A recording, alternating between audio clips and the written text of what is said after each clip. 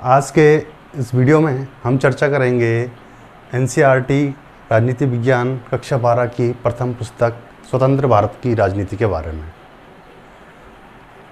स्वतंत्र भारत की राजनीति पुस्तक के अंतर्गत प्रथम अध्याय की आज हम चर्चा करेंगे और इस प्रथम अध्याय का नाम है राष्ट्र निर्माण की चुनौतियाँ। राष्ट्र निर्माण की चुनौतियाँ।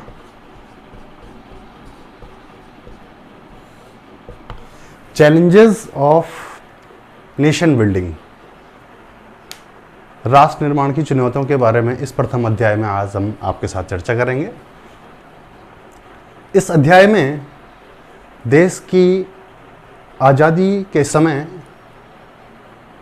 देश की स्थापना करते समय जिन चुनौतियों का हमें सामना करना पड़ा, उन चुनौतियों का इस अध्याय में हम अध्ययन करेंगे। राष्ट्र निर्माण की 3 अहम चुनौतियां जिनका अध्ययन हम क्रमशः प्रथम, द्वितीय और तृतीय अध्याय में करेंगे। इस प्रथम अध्याय में राष्ट्र निर्माण की संक्षिप्त चुनौतियों के बारे में अध्ययन करेंगे तथा एक चुनौती का विस्तृत रूप से अध्ययन करेंगे। आइए शुरू करते हैं आज की क्लास को।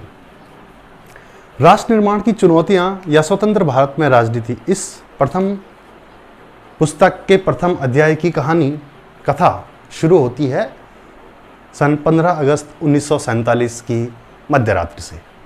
14 एवं 15 अगस्त की मध्यरात्रि को हमारा देश भारत ब्रिटिश गुलामी से आज़ाद हुआ और इसीलिए हम इस दिन अपना स्वतंत्रता दिवस मनाते हैं।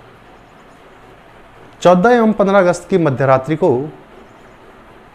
तत्कालीन प्रधानमंत्री पंडित नेहरू ने संविधान सभा के एक विशेष सत्र को संबोधित किया और इस विशेष सत्र को संबोधित करते समय उन्होंने भावी राष्ट्र के निर्माण और इसके शासन संचालन की रूपरेखा देशवासियों एवं संविधान सभा के सदस्यों के बीच पेश की। उनके इस भाषण के प्रमुख अंशों को बाद में संविधान सभा के द्वारा संविधान निर्माण होने के उपरांत भारतीय संविधान की प्रस्तावना के रूप में इसके मुख्य अंशों को शामिल किया गया है। इसमें देश के भावी शासन एवं राष्ट्र निर्माण की रूपरेखा पेश की गई थी। पंडित नेहरू का यह भाषण कहलाता है tryst with destiny. Tryst with destiny. Pandit Nehru का यह भाषण ट्रिस्ट विद डेस्टिनी के नाम से प्रसिद्ध है और कई बार इसे परीक्षा में पूछा भी जाता है और इसको कहा जाता है हिंदी में भाग्य वधु से चिर प्रतीक्षित भेंट। भाग्य वधु से चिर प्रतीक्षित भेंट। नेहरू जी का प्रसिद्ध भाषण ट्रिस्ट विद डेस्टिनी अथवा भाग्य वधु से चिर प्रतीक्षित भेंट। 1947 में हमें आज़ादी मिली, लेकिन इस आज़ादी के लिए एक लगभग 200 वर्षों से अधिक समय तक हमें संघर्ष करना पड़ा। इस आज़ादी के संघर्ष के दौरान ही भावी राष्ट्र के निर्माण और इसके शासन संचालन की भूमिकाओं को लेकर, भावी सरकारों की भूमिकाओं को लेकर हमारे नेताओं के बीच में एक आम सहमति बनी थी कि देश के आज़ाद होने के बाद जो हमारी सरकार होगी उसका स्वरूप क्या होगा, उसके लक्ष्य क्या होंगे, उसके उद्देश्य क्या होंगे और देश को किस तरीके से चलाया जाएगा। तो इन आम सहमतियों के बारे में चर्चा करेंगे कि देश की आज़ादी से पहले देश के शासन संचालन को लेकर हमारी क्या सहमतियां थी। तो जो पहली सहमति थी वो थी लोकतांत्रिक शासन।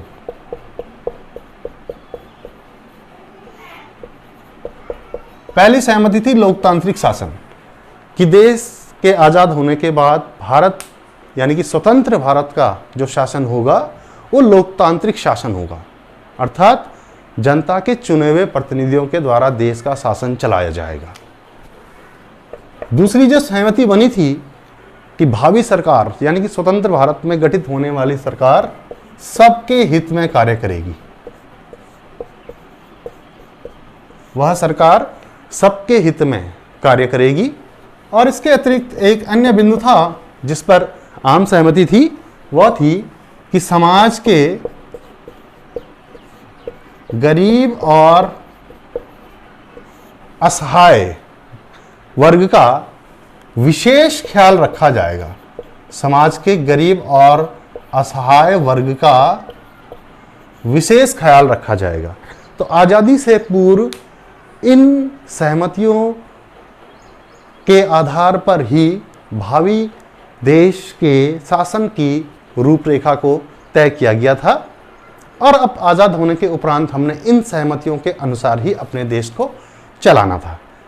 लेकिन इस समय यानी कि आज़ादी के समय जब देश स्वतंत्र हुआ तो देश को वर्तमान स्वरूप तक आने के लिए अनेक कठिनाइयों का सामना करना पड़ा। अनेक चुनौतियों और मुश्किलों का सामना करते हुए इस वर्तमान भारत राष्ट्र का निर्माण हुआ है। आइए जानते हैं कि वो कौन कौन सी चुनौतियां थी। तो राष्ट्र निर्माण की जो सबसे अहम चुनौती है, राष्ट्र निर्माण की जो सबसे अहम चुनौती थी उस समय, वह थी एकता और अखंडता की स्थापना करना। देश में एकता और अखंडता की स्थापना करना यानी कि विभिन्न भागों, रजवाड़ों, क्षेत्रों, राज्यों में, भाषाओं में, धर्मों में, संप्रदायों में, क्षेत्रीयताओं में, संस्कृतियों में, भौगोलिक विविधताओं में बटे हुए भारत को एकता के सूत्र में बांधकर अखंड भारत का निर्माण करना उस समय की सबसे बड़ी चुनौती थी, जिसको हम कई बार अनेकता में एकता की स्थापना करना भी कहते हैं। तो एकता और अखंडता की स्थापना अथवा अनेकता में एकता की स्थापना करना आज़ादी के वक्त राष्ट्र निर्माण की सबसे बड़ी चुनौती थी। राष्ट्र निर्माण की दूसरी जो चुनौती थी वो थी देश में लोकतांत्रिक शासन की स्थापना करना। देश में लोकतांत्रिक शासन की स्थापना करना राष्ट्र निर्माण की दूसरी चुनौती थी। लोकतंत्र की स्थापना से यह आशय है कि देश के आज़ाद होने के बाद जो संविधान में दर्ज किए गए मौलिक अधिकार हैं, नागरिकों के अधिकार हैं, मतदान का अधिकार है और इसके अतिरिक्त संसदीय शासन प्रणाली पर आधारित प्रतिनिधि मूलक लोकतंत्र को व्यवहार, बर्ताव और चलन में लाना दूसरी सबसे बड़ी चुनौती थी कि संविधान में जिन प्रावधानों को लोकतांत्रिक शासन के, संसदीय शासन के जिन प्रावधानों को संविधान में शामिल किया गया है, उन प्रावधानों को व्यवहार, बर्ताव और अमल में लाना यानी कि उन्हें लागू करना। लोकतंत्र की स्थापना को हम राष्ट्र निर्माण की दूसरी सबसे बड़ी चुनौती के रूप में देखते हैं। तीसरी जो चुनौती थी राष्ट्र निर्माण की, वह चुनौती थी विकास की। विकास या हम कह सकते हैं आर्थिक विकास। आर्थिक विकास और इस आर्थिक विकास की प्रक्रिया के द्वारा देश से गरीबी उन्मूलन या गरीबी को दूर हटाना, यह राष्ट्र निर्माण की तीसरी अहम चुनौती थी, जिस चुनौती का देश ने आज़ादी के वक्त सामना किया और जो एक निरंतर चलने वाली प्रक्रिया है, आर्थिक विकास। ब्रिटिश हुकूमत ने हमारे देश के संसाधनों का इस्तेमाल अपने वतन की तरक्की के लिए किया, लेकिन देश के आज़ाद होने के बाद एक स्वतंत्र भारत की सरकार को अब ऐसी नीतियां बनानी थी, ऐसे कार्यक्रम और ऐसी योजनाओं को तैयार करना था जिससे देश के सभी लोगों का हित हो, सभी वर्गों का हित हो, ना कि किसी एक खास वर्ग का। तो कुल मिलाकर लोक कल्याण और जनता की भलाई के लिए कारगर ठोस नीतियां, कार्यक्रम और योजनाओं को बनाने की चुनौती को कहा गया आर्थिक विकास एवं गरीबी उन्मूलन की चुनौती। इस तरह भारत में स्वतंत्रता के समय राष्ट्र निर्माण की 3 प्रमुख चुनौतियां थी। नंबर 1, देश में एकता और अखंडता की स्थापना करना, देश में लोकतंत्र की स्थापना करना और देश को आर्थिक विकास के मार्ग पर अग्रसरित करना। उस समय की ये 3 अहम चुनौतियां थी। इसके बाद जो अगली चुनौती थी राष्ट्र निर्माण की, वो थी राष्ट्र निर्माण की जो अगली चुनौती है वह है विभाजन, विस्थापन और पुनर्वास की चुनौती। विभाजन, विस्थापन और पुनर्वास की चुनौती। विभाजन का अर्थ हम जानते हैं, विभाजन का अर्थ है बंटवारा। बंटवारा यह एक सामान्य बंटवारा नहीं था, यह एक देश का बंटवारा था। ब्रिटिश सरकार ने हमें स्वाधीनता प्रदान करते हुए हमारे हिंदुस्तान के 2 टुकड़े कर दिए। हिंदुस्तान का विभाजन कर दिया गया। हिंदुस्तान का विभाजन क्यों हुआ? हिंदुस्तान के विभाजन की मांग किसने की? तो हिंदुस्तान के विभाजन की मांग की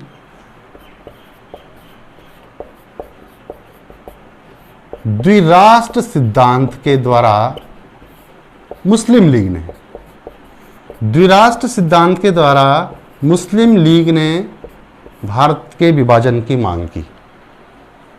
मुस्लिम लीग कांग्रेस पार्टी की भांति ही स्वतंत्रता से पूर्व कार्यरत देश में एक राजनीतिक दल था।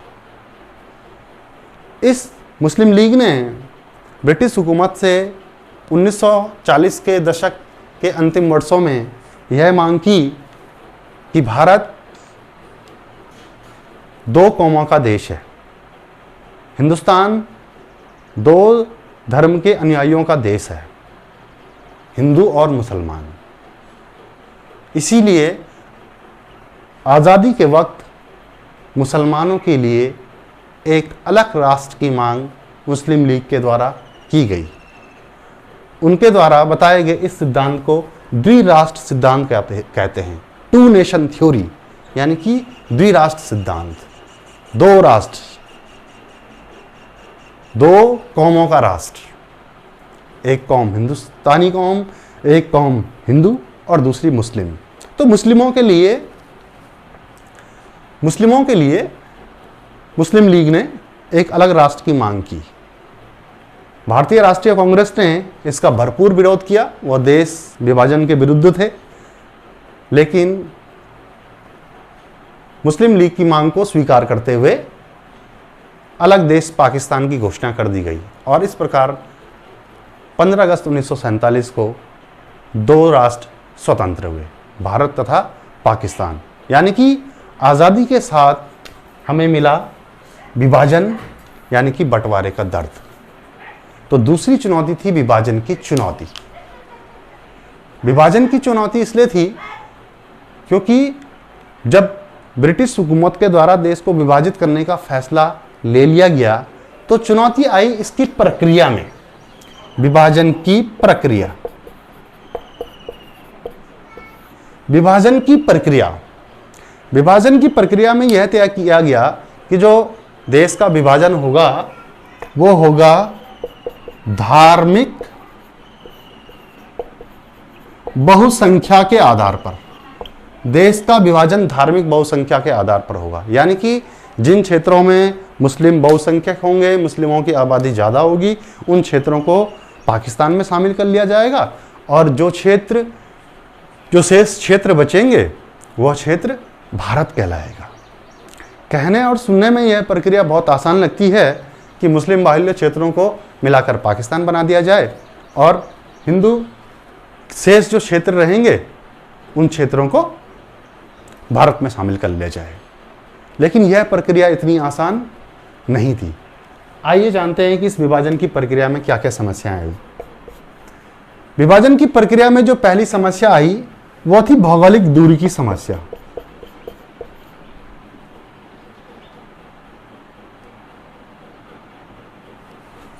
विभाजन की प्रक्रिया में जो पहली समस्या आई वो थी भौगोलिक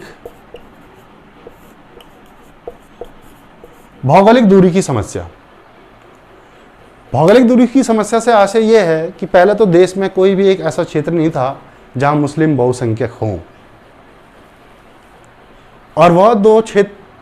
और वो क्षेत्र जहां मुस्लिमों की आबादी ज़्यादा थी, एक क्षेत्र पूरब में था और एक क्षेत्र था पश्चिम में।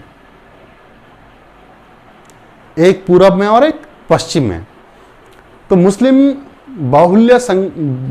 बहुसंख्यक क्षेत्रों की बात की जाए तो एक क्षेत्र पूरब में था और एक था पश्चिम में। तो इस प्रकार इन दोनों क्षेत्रों को पाकिस्तान में शामिल माना गया और जो बीच का क्षेत्र शेष रह गया वह भारत का हिस्सा बना। इस प्रकार दो पाकिस्तान एक प्रकार से बने, एक पूर्वी पाकिस्तान और एक पश्चिमी पाकिस्तान। पूर्वी पाकिस्तान अर्थात आधुनिक बांग्लादेश, जिसको हम बांग्लादेश कहते हैं, उस समय वो पाकिस्तान का हिस्सा था और उसके पूर्वी पाकिस्तान कहा जाता था। और जो वर्तमान पाकिस्तान है उसको कहा जाता था पश्चिमी पाकिस्तान। तो इस तरह विभाजन की प्रक्रिया में जो पहली समस्या आई वो यह थी कि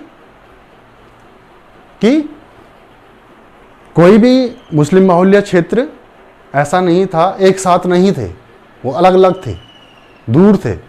तो पाकिस्तान देश जो कि एक मुस्लिम बाहुल्य देश क्षेत्रों से मिलकर जिसको बनाया जाना था, उसका एक हिस्सा पूरब में रह गया और जो उसका दूसरा छोर बचा, ठीक है, वह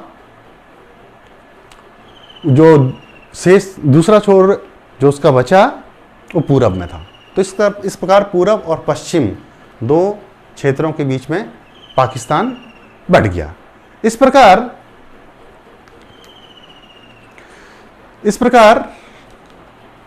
इस समस्या को हल करने की कोशिश की गई। अब इसमें एक दूसरी समस्या आई कि प्रत्येक मुस्लिम बाहुल्य क्षेत्र पाकिस्तान में जाने के लिए तैयार नहीं था। जैसे उदाहरण की बात कर ली जाए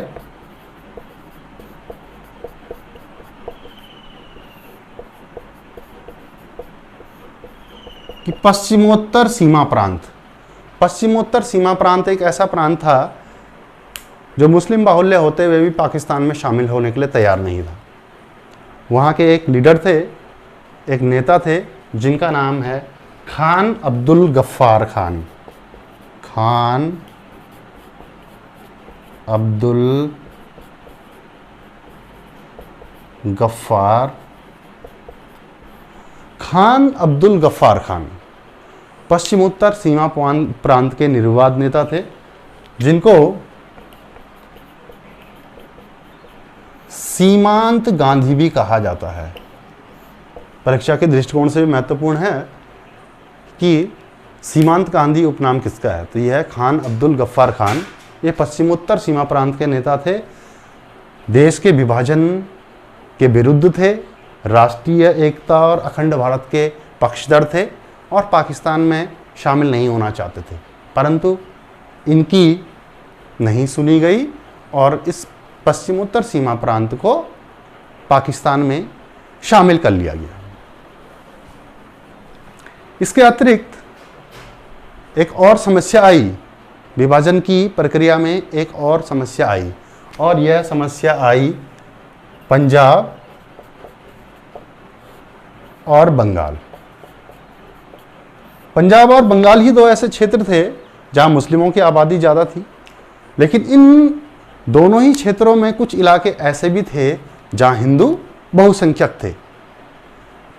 तो यह निर्णय करना मुश्किल था कौन सा इलाके को पाकिस्तान में शामिल किया जाए और किस क्षेत्र को भारत में रखा जाए। इस समस्या का समाधान करने के लिए यह उपाय निकाला गया कि प्रांतीय स्तर पर, जिले के स्तर पर और फिर जिले से भी निचले स्तर पर धार्मिक जनसंख्या को आधार मानकर विभाजन किया गया। इसका अर्थ यह है कि इन दो क्षेत्रों के निवासियों को 15 अगस्त 1947 की मध्यरात्रि तक भी यह मालूम नहीं था कि आज़ादी की नई सुबह उनकी अपने देश में होगी या फिर दूसरे देश में, यानी कि देश के आज़ाद होने पर वह भारत में शामिल होंगे या फिर पाकिस्तान में। अंततः इन दोनों ही इलाकों को बड़े पैमाने पर सांप्रदायिक हिंसा का शिकार होना पड़ा, लोगों को अपनी जानें गंवानी पड़ी, दोनों पक्षों के बीच में जमकर हिंसाएं हुई और पंजाब और बंगाल दोनों ही सांप्रदायिक हिंसा के बड़े केंद्र बन गए। इसके अलावा विभाजन की प्रक्रिया में एक और समस्या थी और वह समस्या दोनों ओर थी, किसी एक और नहीं थी, और वह समस्या थी अल्पसंख्यकों की समस्या। वह समस्या थी अल्पसंख्यकों की समस्या। दोनों ओर के ऐसे नागरिक जिन्हें धार्मिक आधार पर विभाजन के उपरांत जिनकी अपने अपने देशों में संख्या कम रह गई, वह अल्पसंख्यक कहलाए।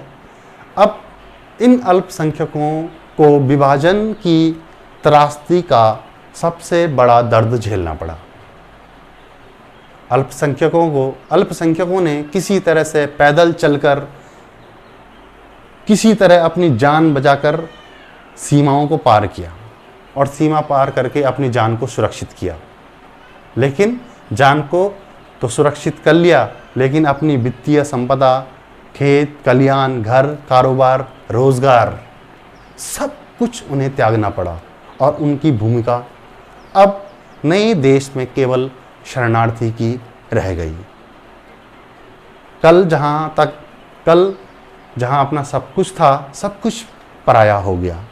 किसी तरह जान बचाकर, किसी तरह से उन्हें सीमा पार जाकर अपने आप को, अपने प्राण मूल्य को सुरक्षित करना पड़ा। तो विभाजन की प्रक्रिया में अल्पसंख्यकों की जो समस्या थी वो एक बड़ी समस्या थी और दोनों ही ओर इस विभाजन, बंटवारे, हिंसा और विस्थापन की प्रक्रिया में सबसे अधिक जो त्रासदी झेली वो अल्पसंख्यकों ने ही झेली। बात करते हैं विभाजन की प्रक्रिया के बारे में।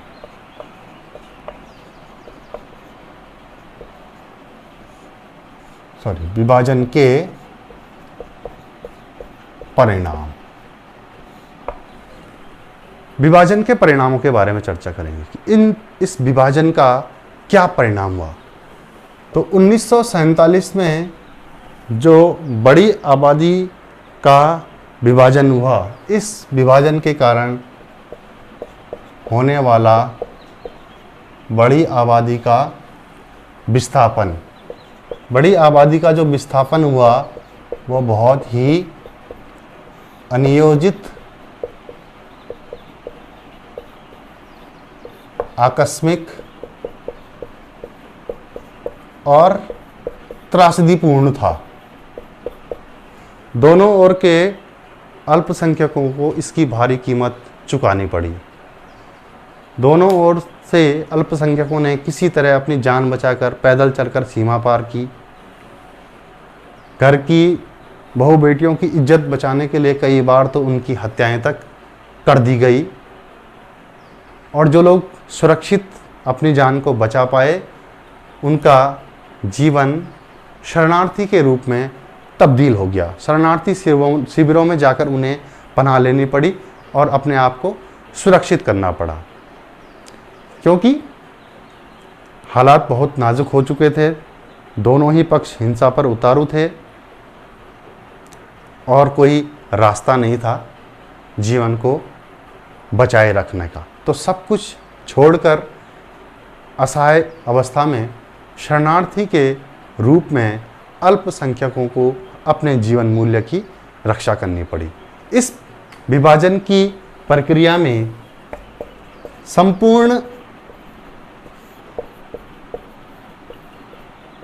वित्तीय संपदा, कर्मचारी, पुलिस फोर्स, टाइपराइटर, टेबल, कुर्सी और यहाँ तक कि पुलिस के वाद्य यंत्रों का भी बंटवारा किया गया। और विभाजन की इस प्रक्रिया में एक बड़ी आबादी का विस्थापन हुआ। एक बड़ी आबादी को विस्थापित होना पड़ा और अनुमानतः लगभग 80 लाख लोग इस प्रक्रिया में विस्थापित हुए, जिन्हें अपना घर-बार, अपना सब कुछ छोड़कर जाना पड़ा। इसके अतिरिक्त लाहौर, अमृतसर और कलकत्ता, लाहौर, अमृतसर और कलकत्ता ये सांप्रदायिक हिंसा के केंद्र बन गए। सांप्रदायिक हिंसा के केंद्र बन गए, यानी कि इन स्थानों पर जमकर सांप्रदायिक हिंसा हुई। दोनों पक्षों के बीच में हुए तनाव संघर्ष में कम से कम 5 to 10 लाख, 5 से लेके 10 लाख लोगों को अपनी जान से हाथ धोना पड़ा, अपनी जान गंवानी पड़ी। यानी कि आज़ादी का मूल्य हमारे लिए इतना सस्ता नहीं रहा। इस आज़ादी को प्राप्त करने के लिए भी लाखों लोगों ने अपनी कुर्बानियाँ दी, और इस आज़ादी को प्राप्त कर लेने के बाद भी लाखों लोगों को अपनी जान गंवानी पड़ी। आज़ाद होने के उपरांत भारत देश, यानी कि ब्रिटिश इंडिया का वो हिस्सा जो पाकिस्तान से अलग था, यानी कि हमारा देश भारत, हमारे देश भारत ने आज़ाद होने के उपरांत धर्मनिरपेक्षता के सिद्धांत को अपनाया। हमारे देश ने आज़ादी के उपरांत धर्मनिरपेक्षता के सिद्धांत को अपनाया, जिसको हमारे संविधान में पंथ निरपेक्षता शब्द के रूप में शामिल किया गया है। और सभी धर्मों के अनुयायियों को, सभी भाषाओं को बोलने वाले नागरिकों को और देश के समस्त भूक्षेत्र, समस्त राज्यों एवं भौगोलिक विशेषताओं को समेटने वाले प्रत्येक भारतीय नागरिक को समान अधिकार दिए गए। अर्थात भारत एक धर्मनिरपेक्ष देश कहलाया। और इसी का कारण है कि आज़ादी के समय या फिर विभाजन और विस्थापन की प्रक्रिया के समय मुस्लिमों की एक बड़ी आबादी के पाकिस्तान जाने के बावजूद भी सन 1951 में जब स्वतंत्र भारत में पहली राष्ट्रीय जनगणना हुई, तो उस जनगणना के बाद यह निकलकर सामने आया कि 1951 में भारत की 12% आबादी मुस्लिम आबादी थी। और उसका जो कारण है वह है भारतीय संविधान में अपनाया गया धर्मनिरपेक्षता का सिद्धांत। तो स्टूडेंट, आगे हम आने वाले वीडियो में इस अध्याय के 2 अन्य और शीर्षकों, रजवाड़ों का विलय, राज्यों का पुनर्गठन, इस पर चर्चा करेंगे।